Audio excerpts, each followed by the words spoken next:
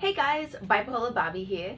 Now, I don't want to toot my own horn, but I can guarantee this is the most important video that you will ever watch in your life. So if you like it, make sure to give it a thumbs up and let me know your thoughts in the comments below. If you haven't already subscribed to my channel, well, I hope this video will change your mind and convince you to hit that subscribe button. So guys, it starts off with one very important question. Can you name all of the things that you love? Take a minute to think about it. Are you thinking about your family? Are you thinking about your partner? Are you thinking about your dog? Are you thinking about your job? What is it that you think about when you think about the things that you love in this world? So take a minute to do just that. Now let me ask you another very important question. Did any one of you name yourself? If I asked you to write down all of these things that you loved, how far down the list do you think your name would be? Now, it is widely known that 20% of the worldwide population is in some form of an abusive relationship. Did you know, though, that 80% of the world is in an abusive relationship with themselves? Now, those of you that have had experience with trauma, with certain types of abuse, you know how detrimental that has been on your life. I know that the abuse that I have suffered from other people in this world has changed my life for, I guess, the worst. I am still living with the consequences of that type of abuse. It still haunts me today. How do you know that you were in an abusive relationship with yourself? Honestly, I think it's very similar to any other abusive relationship. How would you know that you are in an abusive relationship with a partner, a family member? I think one, it's the way that you feel when you feel violated, when you feel hurt, when you feel abused. But I think if you've been living with those feelings about yourself for such a long time, it is really, really hard to recognize. And I think, are you being physically abusive to yourself? Are you self-harming in the way that I have self-harmed so much before? Are you, I don't know, smoking cigarettes for me is a form of like self-abuse. Using drugs and alcohol was very much the same when I used that. It wasn't just about self-medicating, which to me, I never really say that I guess I'm like a drug addict or an alcoholic, because it wasn't the substance that I was really addicted to. I would use absolutely anything and everything.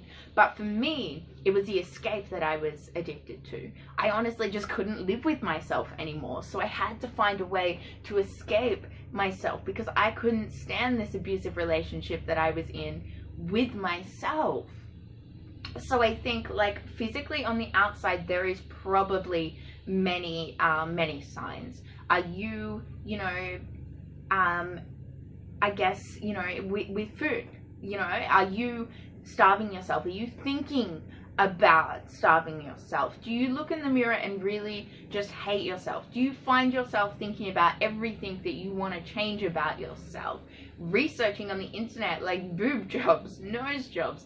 I mean, seriously, it's endless. I would not stand around if a man was trying to tell me that I had to have a boob job, that I had to change my body in any way. So why do I think about that constantly all day, every day? And I think just that inner dialogue with yourself is enough to just make you want to die. I think if you are really having any negative thoughts to yourself, if you find yourself questioning on a regular basis, what is my worth? Or just statements. I mean, often they aren't even questions. They're conclusions that somehow we have justified to ourselves with our life experiences. I am not worthy. I am not valuable. No one will ever love me. I don't deserve to be alive. I am not successful. I'm not where I want to be there in my life, and just blaming yourself. Until recently, in my pursuit of ultimate recovery, did I realize that I have been in an abusive relationship with myself my entire life? And I guess the consequences of being in an abusive relationship with yourself are actually far worse than any other form of an abusive relationship. And I guess the fact is, you cannot leave an abusive relationship with yourself. It's not like leaving a partner, a family, a loved one. Like, you cannot walk away from that situation. Believe me, I've spent my whole life running from myself. I honestly can't stand being myself. I can't stand being inside my own body. I can't stand knowing who I am, feeling like a complete and utter failure, full of just self-loathing and low self-esteem. When I take the time to reflect on my own inner dialogue, when I think about the way that I have treated myself over the years and compare it to how I would feel if someone else was treating me like that, it just seems so inhumane. I would be completely and utterly devastated if someone was saying the things to me that I say to myself. And there is no way on this earth that I would ever say those things to someone else, that I would ever treat someone else in the way that I treat myself. I mean, would you stand there and would you constantly terrorize someone with the thoughts that you have about yourself? Would you verbally abuse someone in the way that you abuse yourself or your body? I mean, I have spent so much time self-sabotaging because I honestly just think that I just didn't deserve any better, because I wanted to punish myself, because there was something deep down telling me that I had to. Now, it's no surprise that this complete lack of self-worth stemmed from the abuse that I suffered from others. I think in a way I was taught how to undervalue myself, and given all of the reasons that I needed to undervalue myself, that I should not value myself. I guess the way that people had spoken to me and the things that they said to me as a child soon became my own inner dialogue. They were the things that I started saying to myself because I was taught how to be in an abusive relationship with myself. I was encouraged to be in an abusive relationship with myself because to others, I didn't deserve any better. But you know what? Just because they couldn't see my worth doesn't mean that I am worthless. Now, it's all well and good to say to someone that not one drop of your self-worth is dependent upon someone else's approval of you, when society is so catered to valuing ourselves in such an external way. And I think the importance of recognizing that you are in an abusive relationship with yourself is so vitally important to achieving the level of recovery that we all want. I mean, mental illness is definitely an influence on this. Depression will put a filter on you that will give you this negative focus and will sort of influence the way that you think with these really negative thinking styles, this all or nothing, this catastrophizing, this sort of black or white style of thinking, and definitely the negativity in which we view not just our outlook on life and our human experience, but definitely our inner selves. So I think the first step for me was definitely sort of overcoming and seeking treatment for my mental illnesses, my things like depression, bipolar, sort of all of those things, getting rid of those blocks, getting rid of those filters so I could actually start to see the world clearly again. But I think one thing I noticed is even when I started to see the world clearly again, there was still some form of just inner hate, this inner self-loathing. When I looked in the mirror, I couldn't see my strengths. I couldn't see the person that everyone else saw me as. I saw that inner broken, monster that I had always felt like I had been internally. And when I looked at my physical appearance, it really just made me feel even worse, because I felt like that person wasn't me. And when people told me all of the things that they liked about me, all of the things that they valued about me, there was still this inner voice in my head going, well, only if you knew the truth. There is no way that anyone could have convinced me to change this kind of perspective that I had on myself.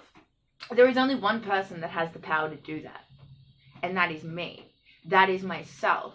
And that is the commitment that I have made to myself over the past year, and that is the commitment that I am going to continue to make every second of every day for 2018. That is, I guess, one of my New Year's resolutions, or it's a goal. It's sort of a necessary part of my life, because if I can't value myself, if I can't love myself, then how can I expect other people to love me? How can I expect other people to see my value if I can't even see it myself? Part of the reason, I guess, that I couldn't see my own value is because I held myself up to these, I guess, unattainable standards. I had my own personal definition, which we all have, of what it means to be worthy, of what it means to be valuable. And I think sometimes when you have something like borderline personality disorder and you have experienced the world and the type of abuse that you may have experienced in your upbringing, then people may have instilled these sort of bars, these categories, these limitations, you know, this level that you are expected to kind of function at. They have given you a definition of what it means to be worthy. And I know for me, it was success. The only time my parents ever validated me, and I think this is the importance of parental validation and external validation, is for my achievements, for my successes. It was never the amount of effort that I put into something. It was, did I get an award? Did I win first place? Did I get recognition in society that my parents could then feel proud of, which validated the fact that they were good parents? And I think for me, that just crippled me, because my fear of failure grew more and more intense. And I think the first time that I experienced failure, it was so traumatic for me. I think in the end, I just kind of stopped trying because I was so terrified of not being good enough, because that was the number one thing that I evaluated myself on, that I got some level of self-esteem and temporarily took away the pain of sort of society in itself. Definitely made me feel like a failure, because they have a level of standards as far as you need to have a full-time job, you need to be working 9 to 5, you need to have a house, you need to have a partner, you need to have a nice car, you know, you need to have some form of career and plan, you know, you need to be working towards like financial success. All of these things is just your general kind of society expectation. And I couldn't live up to that expectation, and it made me feel horrible for years. I was judged, I was put down, I was cast aside, and people honestly assumed that I just didn't want any of those things. You know what? I wanted them so badly.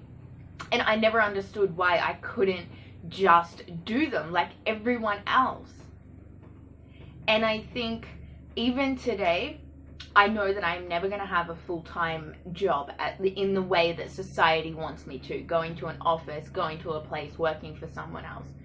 I'm never going to go to university like I initially wanted to. My functioning capacity is too fluctuating. And I've had to accept that in order to accept myself. There's no point focusing on who I used to be, who I could be. It's like, who am I now? Who am I in the present? And really honestly looking at what I am capable of today. And just allowing myself to do those things without the fear of failure, so that I can honestly feel like a successful person. It doesn't matter that I'm maybe not achieving the things that I want to be achieving. But as long as I am trying constantly on a daily basis, then I don't think it matters. So all of these things have really contributed to me being in this insanely abusive relationship with myself. Looking back, I think I just honestly can't believe how I have treated myself over the years. And I think being aware of it is really important because I catch myself doing it on a really regular basis. Someone asked me the other day, how often have I been suicidal in my life? And honestly, if I've been depressed, then it's literally every second of every day, 24 hours a day. It's not like a choice to be suicidal. It's not even necessarily a thought that comes into my head. It's just kind of like this is happening. It's just a fact. And I think one of the strangest parts of it is I actually hate myself for not being able to commit suicide. I start talking to myself like, what the hell is wrong with you? You are worthless. You can't even do the one thing that you want most in the world. It's like, how crazy is that? But something I really noticed yesterday when I was about to take my heart medication before I went to bed, and I was tipping them out of the bottle.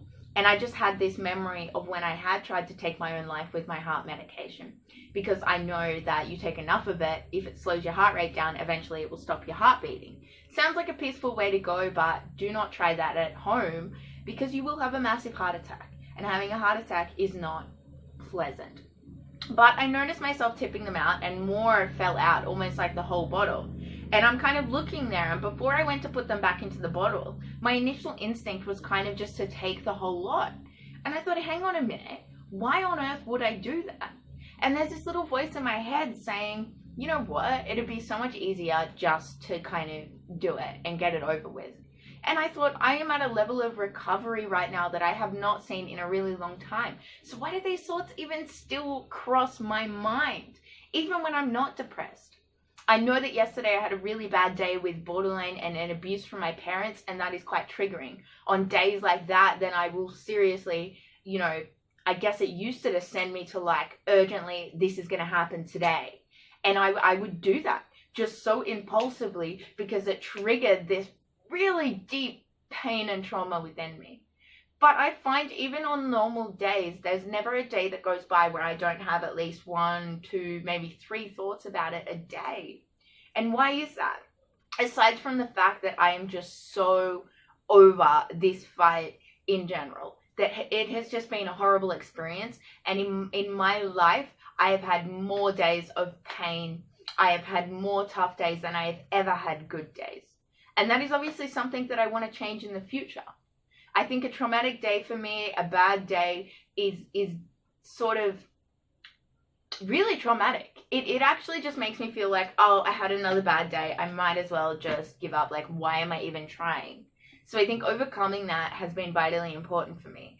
Getting to a point where not only can I enjoy one day, but I can learn to appreciate the significance, the importance, and be grateful for those days that I do have a good day.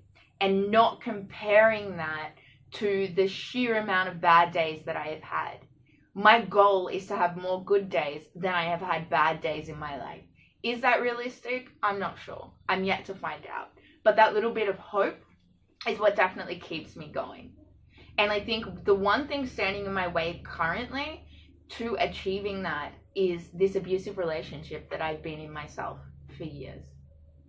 And that is the thing that I am most committed to beyond anything else in this world, is changing that.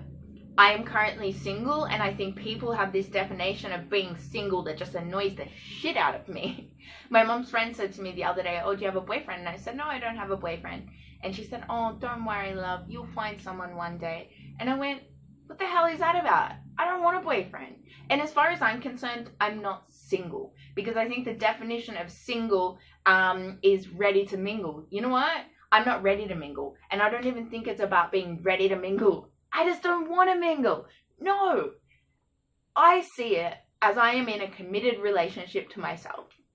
For the first time in my life, I am building a relationship with myself. I am working on that relationship with myself. And anyone who is like me that ends up in these really codependent relationships will understand that being in a relationship absolutely consumes every part of your life. And I think you can't really have 2 relationships at once. So until you have created a relationship with yourself and you've put the hard work into that to be sustainable, then there's nowhere in hell that you can have a relationship with someone else.